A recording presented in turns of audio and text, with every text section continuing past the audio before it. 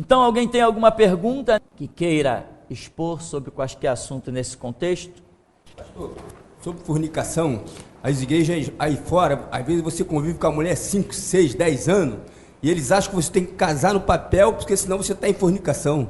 Exatamente, justamente esse é o motivo do nosso estudo. Isso, irmão, isso é fruto de uma ignorância. Essa gente que se sente pastor por aí, tinha que procurar entrar numa escola e fazer de novo o seu primário, porque sequer eles aprenderam aí num dicionário. O nosso idioma é composto de 78 mil palavras, e nós numa conversa, segundo os estudiosos, não usamos, durante a nossa vida, nós não usamos sequer 500 palavras, e o nosso dicionário tem 78 mil, e as pessoas acham que podem interpretar o idioma de acordo com o que bem quiserem, e aí vem esses problemas, aí começam as falsas profecias. Sabe que um irmão não tem certidão? Ó irmão, Deus está me mostrando que aqui nessa igreja tem gente fornicando, irmão. Vamos parar com a fornicação, né, irmão? Porque nem falar não sabem, nem ler a palavra direito não conseguem, e começa a marretar a cabeça dos outros. Quem não já viu isso dentro, principalmente, das Assembleias de Deus? Então, a falta de um documento emitido por um cartório humano não quer dizer nada para a igreja do Deus vivo. A igreja existe antes que existisse papel. Ou Israel não era uma igreja? A igreja existe antes que existisse caneta, meu irmão. Antes que existisse cartório. Antes de tudo isso. Lá em Gênesis nós vemos uma igreja. Adão, Eva e Deus. Nós não aprendemos? Jesus nos ensinou, onde estiverem 2 ou 3 reunidos no meu nome, aí estou eu no meio de vós, e não é isso que nós consideramos igreja? Um lugar onde Jesus Cristo tem comunhão? O que eu entendo de igreja é desde Gênesis, não é desde que Jesus disse, eu edificarei a minha igreja. Ele iria edificar a igreja numa nova dispensação, com um novo mandamento, como ele diz assim, um novo mandamento vos dou, e ele traz uma série de novas regras, cancelando algumas do Antigo Testamento e confirmando outras. Então, igreja para mim é desde o primeiro dia em que Deus pôs o homem sobre a terra e passou a ter comunhão com este homem. Igreja é isso, um homem em comunhão com Deus. Igreja não é templo, igreja não é denominação, igreja é o homem em comunhão com Deus. Então esse papo de tá fornicando, tem que tirar certidão de casamento, aí o irmão vai lá e diz, e é mesmo, engole a palavra. Quando ele vai lá e tira a sua certidão de casamento para provar na igreja que ele agora está casado, agora ele é um santo, aí o que aconteceu? Ele saiu de debaixo da bênção e entrou debaixo da maldição, porque ele rejeitou a palavra de Deus e foi se submeter a documentos humanos. Ele saiu da bênção e entrou debaixo da maldição. Se ele tivesse ido tirar esse documento apenas para uma segurança de um relacionamento, como eu citei aqui anteriormente, tudo bem, mas ele quis, com aquilo, apagar, entre aspas, o que ele considerava seu pecado. Tem lógica? Uma certidão de casamento hoje está custando quanto? A última vez que me falaram, tem uns 2 anos atrás, estava R$400. Então você chega ali com R$400 e compra uma certidão de casamento. E aí você diz assim, agora eu não estou mais em pecado. Como, seu infeliz? Se você pagou, ninguém apaga pecado comprando. Pecado só pode ser apagado pelo sangue de Cristo, pela sua confissão de reconhecimento, pelo perdão de Deus. Você comprou, como que alguém compra o preço do seu pecado? Como? Então está provado que não é possível, uma certidão de casamento não apaga pecado. E não é necessário, principalmente que você tem que pagar por ela. Tem mais perguntas? É uma pergunta do Rômulo, de Santa Catarina. A pornografia é um pecado? A qual nível? Irmão, nós estamos diante de uma pergunta complicada e simples. Por quê? O que aconteceu? A tecnologia, né?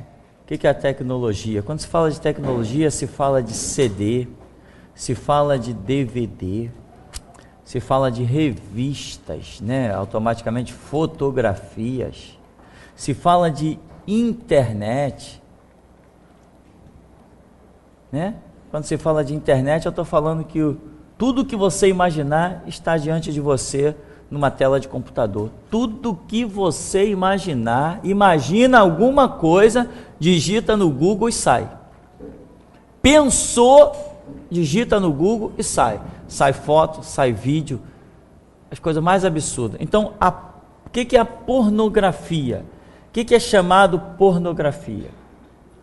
São cenas, eu estou falando do que é chamado, né?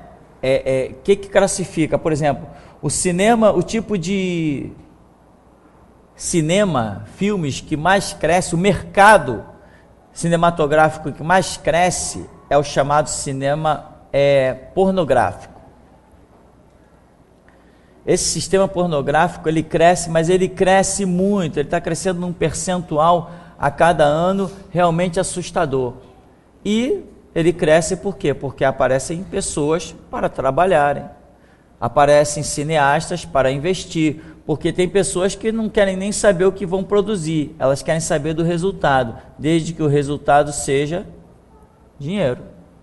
Se deu dinheiro para elas, tá bom, não interessa o resultado, deu dinheiro. Então, o que nós vemos o que nós chamamos de pornografia? Nós chamamos fotos de pessoas nuas, chamamos de pornografia, fotos de pessoas fazendo sexo, chamamos de pornografia, né? Então, você ali não está vendo nada daquilo que você não saiba que existe.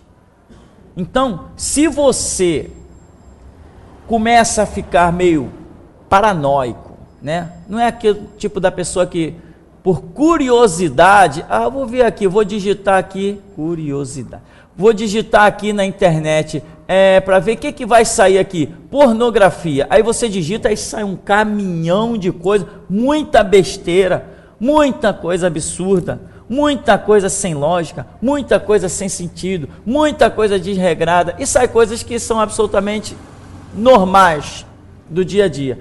Então, se você se envolver com essas coisas ao ponto de se tornar um escravo delas, irmão, elas vão te dominar. Sabe o que é dominar? Vai te dominar. Sabe aquele dia que você chega e vou experimentar um copo de vinho?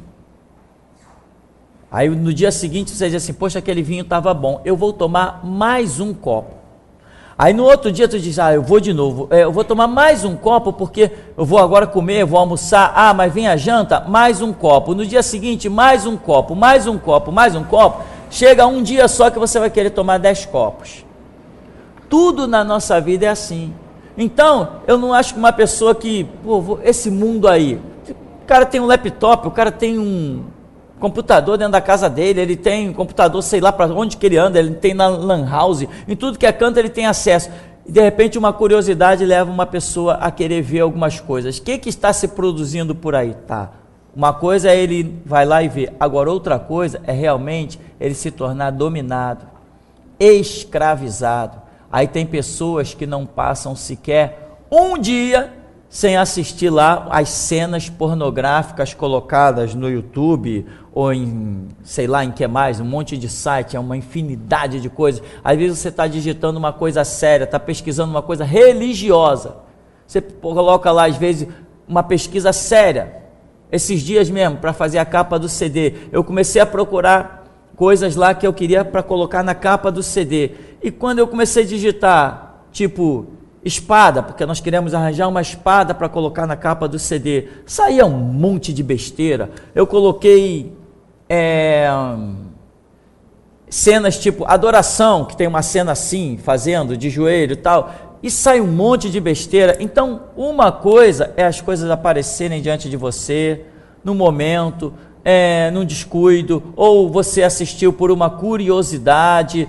Tudo isso é entendido. e eu não vejo necessariamente uma desgraça em cima de um momento, de uma situação. Agora, quando a pessoa se deixa dominar, quando ela não percebe que ela está sendo escravizada, quando ela começa a ter na sua vida aquilo como parte, ela não consegue transcorrer o seu dia sem aquilo fazer parte do seu dia. Então esse que é o problema das coisas que não são padrões de Deus. E a pornografia, eu não entendo, ou melhor, eu entendo que não seja um dos padrões de Deus que nós devamos seguir. Então eu não vou nem entrar aqui na questão de que é pecado ou não é pecado, deixou de ser, por isso, por aquilo. Eu sei que tem 1000 argumentos e eu tenho 1000 argumentos para dizer até que é pecado, mas eu não quero chegar aqui e dizer é pecado. Eu quero aqui poder expor para você não o que é o pecado, mas o que é o padrão de Deus para a minha vida. Então, muita gente espera às vezes ouvir de mim, isso é certo, isso é errado, e vai ouvir, sabe o quê? Vai orar. O que Deus te disser que para a sua vida é certo, o que Ele disser que para a sua vida é errado. Quando eu me separei do meu primeiro casamento, ninguém acreditou. Um pastor não se separa. Deixa eu rir, né? Ninguém acreditou, irmão. Me taxaram de tudo. Só que o Senhor Deus, o Todo-Poderoso, que vive e reina pelos séculos dos séculos sem fim, Ele me disse: ano, mês e dia para eu me separar. E eu sempre digo, né? Se aparecer alguém no mundo que queira botar à prova, eu ponho o meu ministério à prova. Como Deus vivo me disse: ano, mês e dia para eu me separar. Aceito o desafio perante anjos, perante demônios ou perante qualquer outro Deus que queira aparecer nesse mundo. Perante qualquer um, profeta, santo, engrandecido, majestoso, ungido, banho de azeite, o que quiser, eu ponho o meu ministério à prova. Como Deus vivo e poderoso me disse: ano, mês e dia para eu me separar do meu primeiro casamento. Entende as coisas? Então o que foi certo para mim, foi errado para o mundo inteiro. Mas eu ando na direção do meu Deus. Certo? Então, meu irmão, nós precisamos, né? Eu não posso estar aqui diante de certas coisas, ainda mais eu, que tenho de sobra experiência de vida, e eu costumo julgar, entre aspas, situações de maneira que ninguém julgaria. Eu costumo olhar as coisas por um ângulo que ninguém olha. Eu sou tardio em tomar atitude. As minhas experiências de vida me fazem ser um cara lerdo, devagar. Eu já fui acusado de tantas coisas e eu sei que eu era inocente. Mas as pessoas somaram 2 mais 2 igual a 4. Não tem jeito. Foi o Tupirani. Não pode ter sido outra. Foi o Tupirani. Caiu todo mundo de pau em cima de mim. Eu não tinha defesa, eu não tinha argumento. Eu ali fiquei. Foi você. Pode falar que foi você. E eu calado. Eu não tinha como dizer que não, mas não tinha sido. Só que eu não tinha argumento. Então, eu sei que as pessoas se precipitam muito em falar muitas coisas. Mas eu não andei com Cristo para ignorar a minha estrada. Eu não andei com Cristo para ignorar a minha estrada. É a minha experiência de vida com Cristo que me faz hoje ser um dos homens mais firmes que a história do Evangelho já revelou. Eu sou um dos homens mais firmes e constantes que a Igreja do Deus Vivo já conheceu. Eu sou este homem, com todas as letras, eu sou este homem. Eu sou o homem mais obstinado, um dos mais obstinados em servir a Jesus Cristo que o planeta Terra já conheceu. Depois de mim, surgirão outros piores do que eu, mas até aqui, ninguém se compara a mim. Eu sou obstinado, eu só enxergo Deus, eu só respiro Deus. Para mim, regra é a Bíblia. Você conhece outra igreja com uma frase dessa? Você conhece outro pastor com coragem para colocar dentro da sua igreja uma frase dessa? Então eu não sou um homem comum, eu não sou um homem normal. eu sirvo ao Deus vivo. Então, meu irmão, esse negócio de dizer sim, não, eu costumo dizer, irmão, vá orar.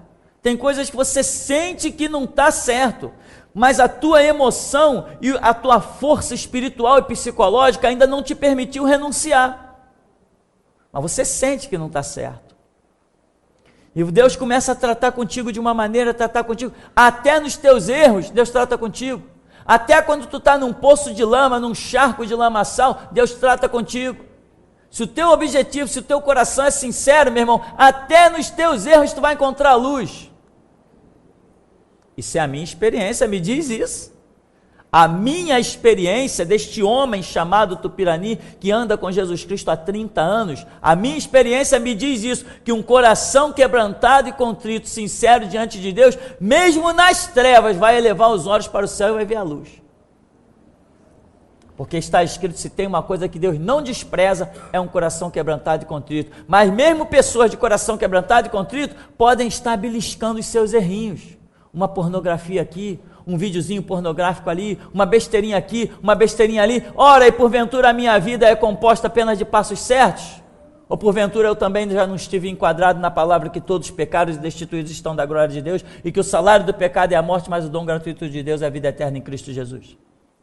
Nasci santo por acaso?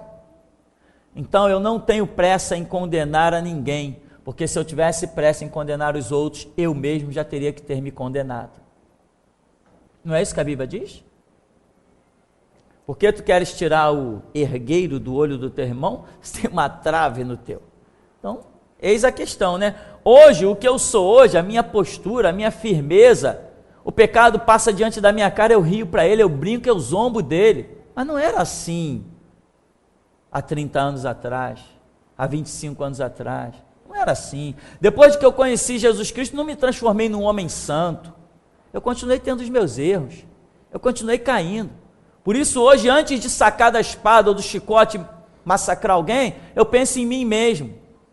E eu sei que assim como hoje eu sou uma glória de Deus na terra, hoje quem está caído, amanhã pode ser melhor do que eu. Eu sei disso, porque houve momentos de fraqueza na minha vida, em que todo mundo me crucificou.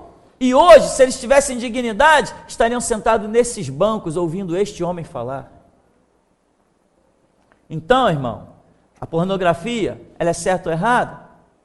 Se eu te perguntar, o que você acha? Talvez você já tenha a resposta, mas sabe o que eu vou te dizer? Vai fortificar a tua alma, vai buscar a tua resposta em Deus. Agora, está escrito, isso está escrito em todas as páginas da Bíblia, que daquilo do qual você se alimentar, é disso que será feito a sua essência, é assim que escreve? Não sei, mas você entendeu. Naquilo que você se alimenta, disso será feito a tua essência. Não é isso?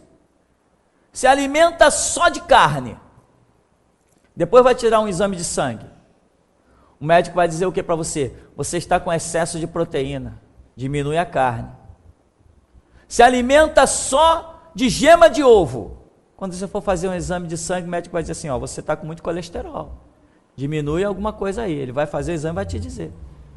Se alimenta só de legume. Quando você for fazer o exame de sangue, o médico vai dizer assim para você, ó, você não é Daniel não, tá? Come alguma carne. Amém, meu irmão? A terra produz tudo isso e eu vou decidir que eu vou comer só castanha de caju? Se tudo isso é produzido, é porque tudo isso tem necessidade. Então, daquilo do qual você se alimenta, isso vai ser a tua essência, é isso que vai mover o teu impulso, vai mover a tua emoção. Se você passa o dia inteiro assistindo filmes pornográficos, você vai sair na rua achando que todo mundo está se oferecendo para você. Vice-versa, só uma maneira de pensar. Então procura. Agora, se você entra no teu quarto, fecha a tua porta e medita na lei de Deus de dia e de noite, qual vai ser a sua essência? Vai ser uma árvore plantada junto a ribeiros, cujas folhas não caem e dá o seu fruto na estação própria. Então, você tem que ver do que você está se alimentando. Pastor, o que é certo e o que é errado? Meu irmão, resolve você na tua vida o que é certo e o que é errado. Você tem a Bíblia. Você quer saber de mim o que é certo e o que é errado? Quem dita o que é certo e o que é errado não é pastor não, é a Bíblia. É a Bíblia que diz o que é certo e o que é errado, não é pastor. Não é sacerdote que diz o que é certo e o que é errado. O sacerdote prega da visão daquilo que ele acredita. E não quer dizer que o sacerdote esteja 100% certo, não. É Deus que vai testificando de cada palavra no coração de cada um. Eu prego das minhas experiências, prego do meu conhecimento, prego daquilo que Deus me tem dado, sim, em revelações a pregar aqui nesse púlpito. Eu não posso dizer que não, Deus tem sido bom para conosco. Mas o Espírito Santo testifica a cada um. Nem tudo que eu prego é tudo para você. Às vezes a primeira frase da pregação é para um, a segunda é para outro, a última vai ser para outro. E tem um que não recebe nada durante a pregação, no final está alguém aqui orando e ele recebe. Tem outros que entraram na igreja, na primeira oração já recebeu a sua porção, outros durante o louvor, um hino fala com um, outro hino fala com outro. Isso é a igreja, isso é o Espírito Santo que opera com uma multiforme operação. Então, irmão, a parte do que eu creio, né? Eu acho essa história de pornografia até muito interessante você trazer esse tema, que o Rômulo citou, porque hoje pornografia é algo que está diante da face de todos nós, com a maior facilidade do mundo. Com 2 cliques eu estou dentro dos cenários mais pornográficos que o mundo já produziu. Estou contemplando as piores coisas, homem com homem, mulher com mulher, um homem com 10 mulheres, 10 homens, uma mulher, as coisas mais, é o mundo que nós vivemos, o mundo da tecnologia. Eu posso usar essa tecnologia e glorificar a Deus, ou eu posso usar essa tecnologia e fazer milhões de outras coisas. Ela está aí. Nada pertence ao diabo, tudo pertence ao homem, e o homem decide se ele vai com isso atribuir para o diabo ou vai atribuir para Deus. Um dia um pastor dizia assim: irmãos, tem uma coisa que eu não aceito na minha igreja, é computador. Computador é do diabo. Eu falei assim: irmão, todos que aparecerem na sua igreja, manda para mim. Que computador é do diabo, meu irmão? Ah lá, o Rômulo agora fez uma pergunta lá de Santa Catarina. Tem hora que entra os irmãos da Espanha, entra irmão da Inglaterra, entra irmão dos Estados Unidos, entra irmão lá, sei lá, de tudo que é canto aí, da África. Computador é do diabo. Não é através do computador, da internet que nós temos alcançado o mundo? Você consegue colocar alguma coisa na internet sem ter um computador? Então, né, irmão, o que nós devemos fazer é nos alimentar, né? Esse tema é realmente muito bom, porque nós vamos ter essa facilidade, os nossos filhos vão ter a curiosidade de clicar lá, porque no colégio tem sempre um coleguinha mais avançadinho, que vai dizer: caramba, eu entrei na internet, eu vi isso, eu vi aquilo outro. Os hormônios dos seus filhos vão ferver, porque mesmo que não entre no fogo, vai ferver de qualquer jeito, e eles vão ter curiosidade, e vão ligar o computador, e vão ver. Então, meu irmão, a questão é instrução, orientação. Ou você acha que você vai conseguir impedir os seus filhos de a vida inteira acessar alguma besteira na internet? Nem ouses pensar isso. Nem ouses pensar isso. Ninguém é tão esperto, né, irmão? Hoje os nossos filhos estão sabendo até apagar o histórico do computador melhor do que a gente. Estão baixando programinhas na internet que não deixam um vestígio do que eles visitaram. Eu sou criança, quem me ensina as coisas do computador são meus filhos. Samuel me dá aula direto. Gravamos as músicas no estúdio e quem botou o software para funcionar das gravações foi o Samuel. Agora ele já baixou outro software lá, se juntou com o Afonso, baixou outro software onde tira chiado, tira ruído, grava não sei o que, transforma em MP3. Eu sou aluno, irmão. Eu não tenho tempo de mexer com essas coisas. E eu incentivo eles a dominarem isso, porque essa peça aqui, essa peça será fundamental para o final da era da igreja. Essa peça chamada computador e internet. Então, irmão, esse é um tema que vai estar diante de você. E o dia quando você flagrar, você vai flagrar. Você vai flagrar o seu filho quando você chegar de repente na sala, que você olhar lá logicamente não na guia que vai estar na sua cara, que ele já clicou, ele ouviu os seus passos, já clicou naquela guia. Quando você olhar na outra guia, você vai ver lá não sei que sexo, não sei que das quantas. Meu irmão, num banco ignorante, banco professor. As coisas não funcionam por repreensão. As coisas funcionam por instrução. Quando o Senhor Deus diz assim, não te juntes à mulher adúltera, não é simplesmente não te juntes à adúltera, não te juntes à prostituta. Não te juntes à adúltera e à prostituta, porque ela te levará à pobreza e à miséria. Não é só a repreensão, há também a instrução. E hoje nós vemos pais que não passam de ignorantes. Não tem nenhuma vara de ensino, só tem vara de correção. Não faz porque eu não quero. Quem foi que disse que tu não quer? Ele vai fazer 18 anos e vai ser dono do nariz dele. Outros com 14 já são. Não é a repreensão que funciona, meu irmão. O que funciona é a instrução. Hoje eu não ando no caminho errado, por quê? Tem alguém para me proibir? Quem? Acesso o que eu quiser, olho o que eu quiser, e não faço por quê? Porque tem alguém para me repreender? Eu tenho instrução. O que me impede de trilhar no caminho errado não é repreensão, é instrução. Quando eu decidi apostar a vida no Evangelho, não foi pelas repreensões que o Evangelho traz, foi pela instrução que ele traz. Eu me apaixonei, não foi pela repreensão, eu não tive medo da repreensão, eu não tive medo de ir para o inferno quando eu me converti. Eu me apaixonei pela verdade do Evangelho. Então, as coisas são diferentes. Então, esse tema, irmão, procure orar, buscar, ser equilibrado, saber como você vai se conduzir e como você vai orientar os seus próprios filhos, né? Não adianta dizer, não faz isso, não faz aquilo outro. Ih, meu irmão, daqui a pouco ele está com idade para ir lá na lan house, você nem vai saber que ele passou por lá. Daqui a pouco ele está tão esperto no computador que ele está vigiando você dentro de casa e você não está vigiando ele. Tem câmera escondida, ele está te vendo o tempo todo, você nem sabe. A tecnologia está aí, meu irmão. Tá? Então, instrui, diz a Bíblia, instrui a criança no caminho em que deve andar, e até quando envelhecer, não se desviará dele, né? Aquilo do qual você alimentar a sua alma, é isso que vai fazer parte da sua essência. Uma pergunta do Salwande. Quanto ao adultério, uma pessoa que está compromissada e se relaciona sexualmente com alguém que não está, ambos estão em adultério ou apenas quem já está ligado a alguém? Não, ambos estão cometendo adultério. Ninguém comete um relacionamento sexual sozinho, né? Ninguém adultera sozinho. Tem que ter alguém. É homem e mulher que compõem o relacionamento. Então, se o camarada sabe que aquela mulher, ou se a mulher sabe que aquele homem tem um compromisso com alguém e ela ou ele aceita se relacionar, ambos estão fazendo parte de um adultério. Ambos. Ou você acha que não? Não, a culpa é só da mulher que é casada. Mas o cara sabe que a mulher é casada, ele não sabia que ele ia provocar a ira do homem. Aí o homem vai e mata ele. Que sentença você daria? Nos dias de hoje, a sentença está sendo dada de uma maneira. Mas nos tempos antigos, a sentença era bem diferente.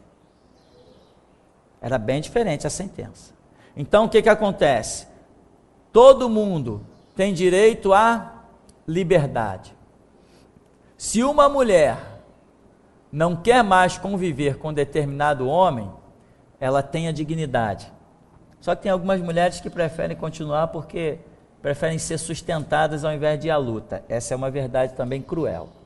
Então, a mulher não quer mais saber daquele homem, ela diz, não dá mais, não dá mais para mim, simplesmente tchau, fui, né?